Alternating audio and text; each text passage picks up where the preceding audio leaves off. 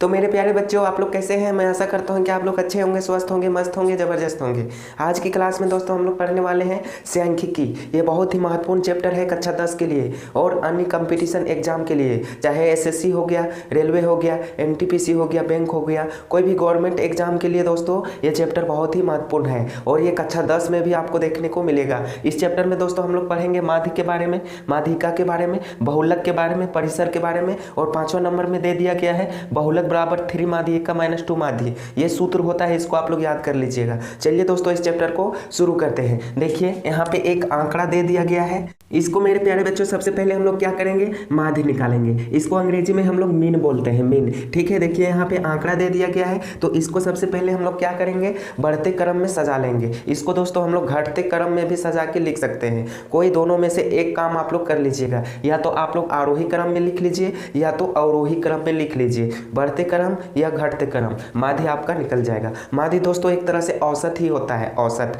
माध्य को हम लोग औसत भी कह सकते हैं। तो देखिए यहाँ पे आंकड़ा दे दिया गया है 10 10 9 10 10 11 10 11 9, ये आंकड़ा दिया हुआ है। तो सबसे पहले हम लोगों को जानना होगा माध्य बराबर क्या होता है। तो माध्य बराबर दोस्तों सिंपल याद करिएगा, योग बटा क्या होता है, संख्या।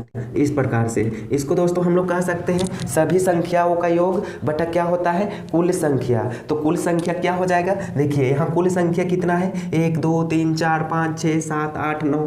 ठीक है, 9 कुल संख्या हो गया और योग कितना हो जाएगा, तो इन सभी संख्याओं को जोड़ देंगे। तो माध्य का सूत्र दोस्तों हम लोग क्या बोल सकते हैं, सभी संख्याओं का योग बटा कुल संख्या। हम यहाँ पे शॉर्ट में लिख दिए हैं, आप लोग याद कर लीजिएगा, बहुत ही आसान है दोस्तों। तो देखिए सभी संख्याओं को यहाँ पे अगर हम लोग जोड़ेंगे तो क्या मिलेगा, देखिए 10 और 10 20 हो जाएगा, 20 और 9 29 हो जाएगा, 29 10 39, 39 10 49, 49 और 11 60 हो जाएगा, 60 और 10 70, 70 और 11 दोस्तों हो जाएगा हम लोगों को 81, 81 और 9 90 निकल के आता है, 90। अब क्या कह रहा है, संख्या कितना संख्या है, तो यहाँ पे 9 संख्या है। अब इसको दोस्तों हम लोग भाग कर देंगे, देखिए 9 एकम 9 और 9 दहाई 90, यानी दोस्तों क्या निकल के आ गया है, 10 निकल के आ गया है। इसका क्या हो जाएगा, ये आंसर हो जाएगा। माध्य इसका क्या निकल के आया, तो माध्य इसका दोस्तों 10 निकल के आया। यहाँ पे लिख सकते हैं माध्य बराबर 10, ये क्या हो गया, आंसर हो गया। और एक बात और दोस्तों, हम पहले बता चुके थे कि इसको आरोही और अवरोही क्रम में लिख लेना है। ऐसे भी लिखिएगा तो भी बन जाएगा और नहीं भी लिखिएगा ना तो माध्य निकल के आ जाएगा। आरोही और अवरोही क्रम में लिखने की ज़रूरत नहीं है, अगर आप लिखिएगा तो भी आंसर आ जाएगा। अगर आप आरोही और अवरोही क्रम में लिखिएगा तो बेटर रहेगा, नहीं लिखिएगा तो भी माध्य बन जाएगा, यानी मीन बन जाएगा। लेकिन दोस्तों अगर हम लोगों को माध्यिका निकालना रहे, मीडियन निकालना रहे, तो आरोही और अवरोही क्रम में लिखना हम लोगों को बहुत ही ज़रूरी हो जाता है। कोई भी दो चीज़ में एक चीज़ को लिखना ज़रूरी हो जाता है सजा के, या तो आप आरोही में लिखिए या तो अवरोही में लिखिए, घटते क्रम में लिखिए या बढ़ते क्रम में सजा के लिखना ज़रूरी हो जाता है जब हम लोग माध्यिका को निकालेंगे तब। तो चलिए दोस्तों इस प्रश्न को आप लोग लिख लीजिए, तब तक हम लोग सॉल्व करेंगे माध्यिका यानी मीडियन को।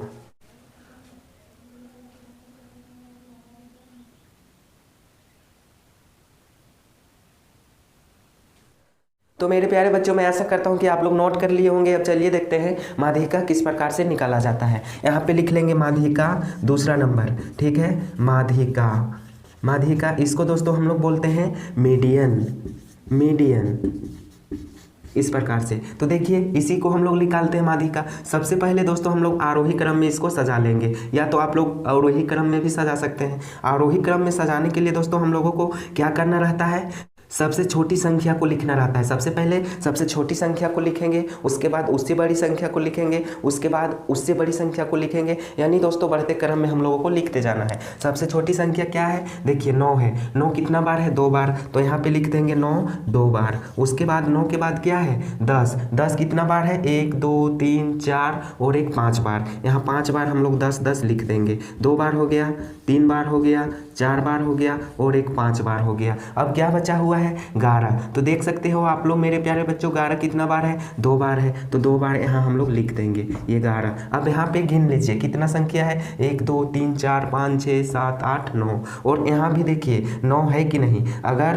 कहीं छूट गया होगा तो यहाँ 8 ही बार आएगा, ठीक है। तो यहाँ पे गिन लीजिए 9 आता है कि नहीं, 1 2 3 4 5 6 7 8 9। इसका मतलब दोस्तों यहाँ भी 9 आ गया है, यहाँ भी 9, इसका मतलब सभी संख्या को यहाँ पे लिखा गया है। अब देखिए हम लोग बढ़ते क्रम में लिखते दिए हैं। तो मीडियन दोस्तों किस प्रकार से निकालते हैं, देखिए यहाँ गिनने पर 9 आ रहा है, तो इधर से हम लोगों को 4 संख्या को ले लेना है और इधर से भी दोस्तों हम लोगों को 4 संख्या को ले लेना है। बीच में कौन सी संख्या बचा है, तो 10। देखिए 10 बीच में बचा है, तो ये क्या हो जाएगा मेरे प्यारे बच्चों, इस प्रश्न का आंसर हो जाएगा। बीच वाली संख्या क्या कहलाती है, बीच वाली संख्या हम लोगों को मेरे प्यारे बच्चों माध्यिका कहलाती है। माध्यिका बीच वाली संख्या कहलाती है। तो ये हो गया हम लोगों का आंसर। एक चीज़ ध्यान दीजिएगा, मीडियन जो होता है माध्यिका बीच वाली संख्या होती है। तो देखिए बीच में कौन सा बचा, तो 10 बचा, तो ये क्या हो गया, हम लोगों का आंसर हो गया। अब तो दोस्तों यहाँ 9 संख्या था तो 10 आया। अगर एक संख्या इधर मान लीजिए और रहता, यहाँ 10 और रहता, तो इसको किस प्रकार से बनाते, तो देखिए यहाँ पे आप लोग देखिए एक संख्या यहाँ पे और बढ़ गया है, तो इसको सजा के लिखेंगे तो यहाँ क्या हो जाएगा, यहाँ पे देखिए यही वाला हो जाएगा 9 9 10 फिर 10 फिर 10 है फिर 10 है, यानी 5 बार दोस्तों यहाँ पे क्या है 10, और एक संख्या और बढ़ गया था 10, तो यहाँ एक 10 और लिखना होगा, और लास्ट में कितना है 11 2 बार 11 है, इस प्रकार से। अब यहाँ गिनेंगे तो 10 संख्या आएगा, 1 2 3 4 5 6 7 8 9 10। तो इसका मीडियन दोस्तों किस प्रकार से निकलेगा, तो इधर से भी फिर से हम लोगों को 4 संख्या ले लेना होगा, फिर से इधर भी हम लोगों को 4 संख्या ले लेना होगा, 1 2 3 4। अब यहाँ 2 संख्या बच रहा है, 2 संख्या, तो इसको दोस्तों हम लोग किस प्रकार से बनाएंगे, बहुत ही प्रॉब्लम खड़ा कर दिया है। तो देखिए यहाँ पे हम लोग दोस्तों क्या करेंगे, जब भी ऐसा स्थिति आएगा तो हम लोगों को इन दोनों को जोड़ देना है। 10 और 10 को जोड़ेंगे तो क्या मिलेगा, 20 मिलेगा। 10 10 20, और यहाँ कितना संख्या था, तो 2 संख्या था, तो 2 से भाग कर देना है, ठीक है। 20/2 तो क्या निकल के आएगा, इसको काटेंगे 2 एकम 2 और 2 दहाई 10, यानी दोस्तों इसका आंसर हम लोगों को क्या मिल जाएगा, इसका भी आंसर हम लोगों को 10 ही प्राप्त होगा। इस प्रकार से दोस्तों बनाया जाता है मीडियन को। तो आई होप, मैं ऐसा करता हूं कि आप लोग इस प्रश्न को भी समझ के होंगे। आप लोग अपने अपने नोटबुक में नोट कर लीजिए, तब तक आगे बढ़ेंगे हम लोग बहुलक के बारे में।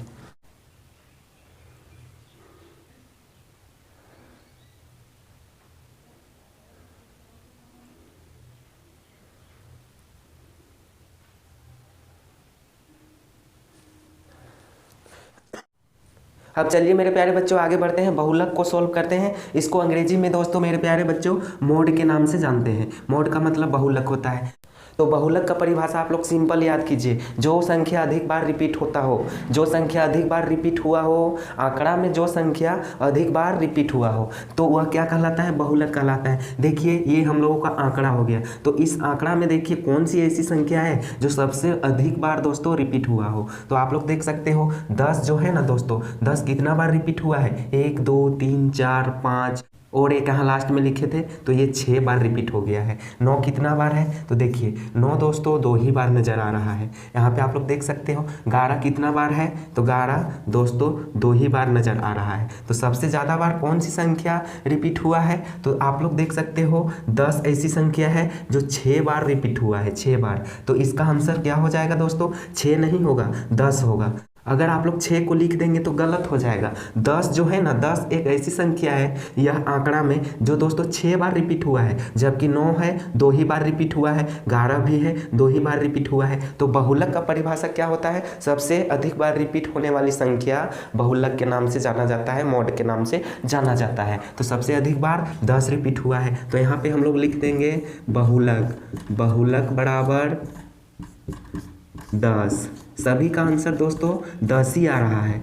तो दोस्तों ये तो बहुत ही आसान था, कोई भी सीख जाएगा बहुलक को। तो आप लोग अपने अपने नोटबुक में नोट कर लीजिए। इसी तरह से अन्य आंकड़ा भी आपको दे सकता है, ये नहीं कि यहाँ जिस तरह से दिया है उसी तरह से एग्जाम में आएगा। कोई भी उलट पलट करके यहाँ पे संख्या दे देगा, तो आप लोग पहचान लीजिएगा, गिन लीजिएगा कि कौन सी संख्या अधिक बार रिपीट हुआ है। जो संख्या अधिक बार आएगा, जो संख्या आंकड़ा में सबसे अधिक बार रिपीट होगा, वही क्या कहलाएगा, बहुलक कहलाएगा। अब देखिए यहाँ पे क्या है, परिसर है। चौथा नंबर में क्या है मेरे प्यारे बच्चों, परिसर है। इसको अंग्रेजी में हम लोग बोलते हैं रेंज।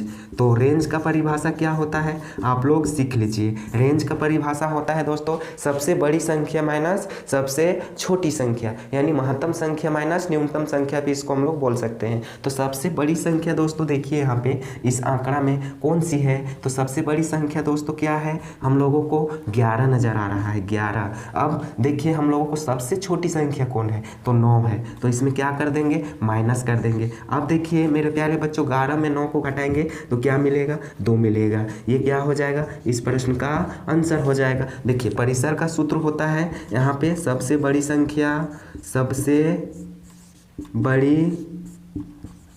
संख्या माइनस सबसे छोटी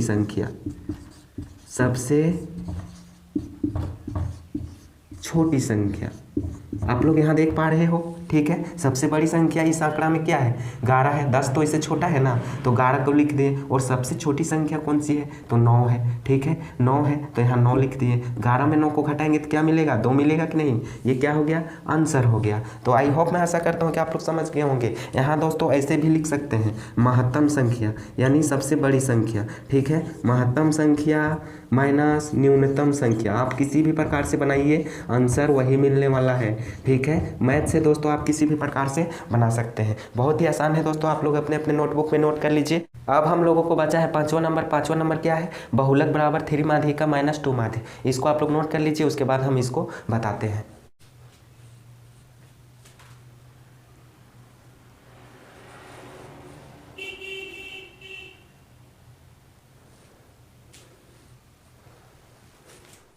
तो चलिए मेरे प्यारे बच्चों, मैं आशा करता हूँ कि आप लोग नोट कर लिए होंगे और सीख भी गए होंगे। लास्ट नंबर क्या है, 5वां नंबर आप लोग देख सकते हो, बहुलक बराबर 3 माध्यिका माइनस 2 माध्य। ये सूत्र होता है, बहुत ही इंपॉर्टेंट सूत्र है, आप लोग याद कर लीजिएगा। चलिए इस प्रश्न को भी सॉल्व करते हैं। 5वां में क्या है, बहुलक, इसको लिख लेते हैं, अच्छा रहेगा। बहुलक बराबर 3 माध्यिका माइनस 2 माध्य। इसमें क्या होता है ना मेरे प्यारे बच्चों, ध्यान दीजिए। इसमें क्या होता है, माध्य, माध्यिका और बहुलक में किन्हीं दो का मान आपको दे देगा। मान लीजिए माध्य का मान दे दिया और माध्यिका का मान दे दिया, आपको कहेगा कि बहुलक निकालिए। तो किस प्रकार से निकालेंगे, मान लीजिए माध्य दे दिया 5, इस प्रकार से माध्य दे देगा 5, माध्यिका मेरे प्यारे बच्चों दे देगा आपको 10, माध्यिका दे देगा 10। अब कहेगा कि बहुलक निकालिए, तो बहुलक बराबर क्या होता है, 3 माध्यिका माइनस 2 माध्य, ठीक है। तो 3 यहाँ गुना रहता है, माध्यिका कितना दिया हुआ है 10, यहाँ 10 लगा देंगे, माइनस है तो माइनस कर देंगे। 2 गुने माध्य कितना दिया हुआ है, तो 5, ठीक है। अब इसको सॉल्व कर देंगे, 3 दाहें 30 हो जाएगा, यहाँ माइनस है तो माइनस लगाएंगे, 2 पचे 10 हो जाएगा। 30 में 10 को घटाएंगे तो क्या मिलेगा, 20 मिल जाएगा। ये क्या हो जाएगा, इस प्रश्न का आंसर हो जाएगा। देखिए कितना आसान था। अगर मेरे प्यारे बच्चों आप लोगों से कहेगा कि माध्यिका को निकालिए, तो जब माध्यिका निकालना रहेगा ना, तो माध्य और बहुलक का मान दोस्तों यहाँ पे क्वेश्चन में दिया रहेगा। अगर कहेगा कि माध्य निकालिए, तो माध्य कहेगा तो माध्यिका और बहुलक का मान दे दिया गया रहेगा। 2 को मान दे दिया गया रहेगा, उसमें दोस्तों आप लोगों को तीसरा निकालना है। तो सूत्र में बैठा दीजिएगा, आंसर अपने आप आ जाएगा, ठीक है। तो आई होप, मैं आशा करता हूँ कि इस प्रश्न को आप लोग समझ गए होंगे। आज की क्लास को दोस्तों यहीं तक रखते हैं, मिलेंगे नेक्स्ट क्लास में। वीडियो अगर आप लोगों को अच्छा लगा होगा तो लाइक, सब्सक्राइब, कॉमेंट और शेयर जरूर कर दीजिएगा। थैंक यू, धन्यवाद।